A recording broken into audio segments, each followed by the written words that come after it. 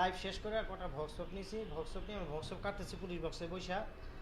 তো লাইভের সময় এই ছেলেটা আইসা আমাকে বলতেছে সাইডে আসেন, কথা বলবো। আমি কি ভাই আমি কাজ করতেছি, অফিসের কাজ, আমার কাজ করতে দেন।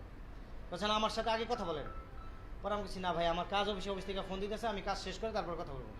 তো আমি কাজ শেষ করে আমি পুলিশ বক্সে এসে ভক্সপ কাটতেছি। ইন দ্য টাইম সে গেটের বাইরে এসে আমার নাম জিজ্ঞেস করে। আমি কেন আমি তোমাকে নাম বলবো, নাম বলতে হবে। আমি কেন তোমাকে নাম, তুমি কে, তোমার পরিচয় দাও, আগে তোর নাম বল। পরে আমি আমি তোমাকে নাম বলবো না। তুই আমার বিরুদ্ধে রিপোর্ট করলি কেন? আমি কি রিপোর্ট করছি তোমার বিরুদ্ধে? আমি তোমার বিরুদ্ধে কোনো রিপোর্ট করি নাই। পরে সে উল্টাপাল্টা কথা বলতেছে। পরে আমি সেখান থেকে যাও ভাই, আমাকে কাজ করতে দাও। আমি কিন্তু অফিসে কথাও বলতেছি, অফিসে আমি কথা অফিসারের সাথে আমি একদম ফোনে কানেক্ট করা। তো আমি নিচে বসে মানে মাথা নত করে এই করতেছে, সে আমার স্ট্যান্ড দিয়ে আইসা মানে কোনো কথা নাই, মানে আইসা ভিতরে ঢুকা সমানে বাড়ি শুরু করছে। তো ভিতরে যখন বাড়ির আওয়াজ শুনতেছে, পরে ওই যে ওই ভাই আইসা, পুলিশ ভাই আইসা, তাজউদ্দিন ভাই আইসা, মনে করেন যে উনি যদি না ফিরে তো আমি এখানে স্পট হিট হয়ে যেতাম।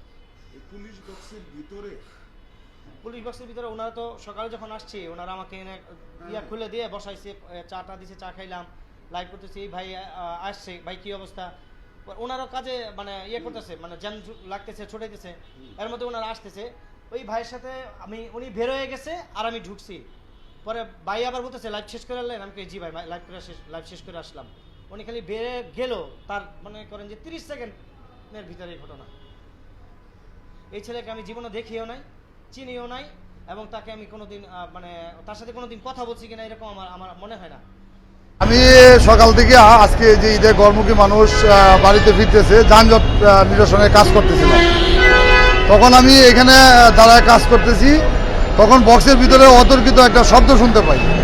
আমি কি না কি শুনে দৌড়ে আসি, আইসে দেখি একজন সাংবাদিক বাবু ভাই, ওনার নাম মনে হয়, ওনার উপরে অতর্কিত হামলা চালাইছে একজন লোক। আমি নিজে আইসে ওনাকে সেভ করলাম। যদি আমি ওনাকে সেভ না করতাম তাহলে উনি এতক্ষণ মৃত্যুসজ্জায় থাকতো। আইসা কি অবস্থায় পাইছে? ওনাকে মারপিট করতেছে, আমি মাঝখানে আইসা আমার নিজের শরীরেও আঘাত লাগছে, আমি এসে নিজে ফিরাইলাম মাঝখানে আইসা।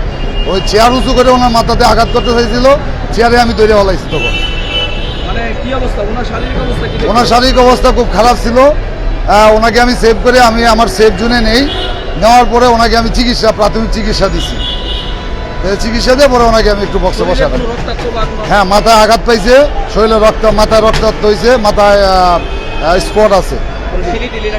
শিলি লাগে নাই, কিন্তু মাথায় স্পট আছে।